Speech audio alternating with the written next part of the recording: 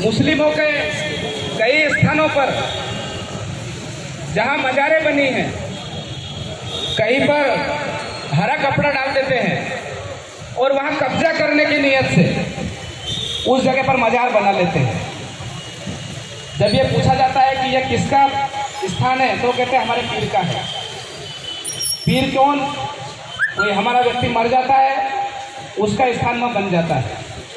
तो क्या तुम्हारा पीर कभी बीमार नहीं पड़ता, हॉस्पिटल में नहीं जाता है क्या? वो लुढ़क के सड़क के किनारे, सड़क के बीच में, पुल के बगल में जाके मरता है। और इसलिए ये जो प्रश्न है ये यहाँ के प्रशासन को भी उन लोगों से करना चाहिए, क्योंकि हमारे प्राचीन मंदिरों को हटाने का प्रयास हो रहा है, लेकिन एक भी मजार इंदौर शहर के अंदर नहीं हटी है। बहुत सारे स्थानों पर, कई स्थानों को चिन्हित किया गया, विकास के नाम पर विकास विकास विकास ऐसा बोल रहे हैं, लेकिन विकास में योगदान क्या हिंदुओं का ही है, मुसलमानों का नहीं। ये जो सड़कें हैं, इन सड़कों पर केवल हिंदू चलने वाला है। विकास की सड़कों पर केवल हिंदू चलेगा क्या? मुसलमान नहीं चलेगा क्या? हिंदुओं के मंदिरों को हटा करके ही विकास किया जाएगा? ये हम सबको सोचने की जरूरत है। कई स्थान ऐसे हैं, चंदन नगर में 15 साल पहले सड़क स्वीकृत हुई, उसको आज तक वहाँ चंदन नगर में प्रशासन घुस नहीं पाया। क्यों नहीं घुस पाए? उनसे डरते हो?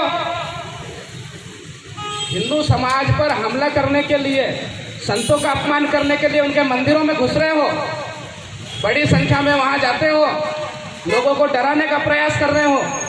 किसी भी अगर मंदिर को हाथ लगाया तो हिंदू समाज एक बड़ा आंदोलन यहाँ खड़ा करेगा। और इसलिए ये ध्यान में रखना है कि ये हिंदू समाज के टैक्स से ही रोड बन रही है। हिंदू समाज ने टैक्स दिया है तो लोगों के घर में अनाज आ रहा है। ये दाढ़ी टोपी वालों को लोग पाल रहे हो, ये ध्यान में रखो कि मूछ वाला टैक्स देगा और दाढ़ी वाला खाएगा, ये किसने बोला है? इस बात को ध्यान में रखना है। और इसलिए जब ये आंदोलन आज प्रारंभ हो गया है तो ये आंदोलन रुकेगा नहीं। किसी भी व्यक्ति के द्वारा, शासन प्रशासन के द्वारा अगर मंदिरों को हाथ लगाया तो एक बड़ा आंदोलन इंदौर के अंदर खड़ा होगा और उसकी समस्त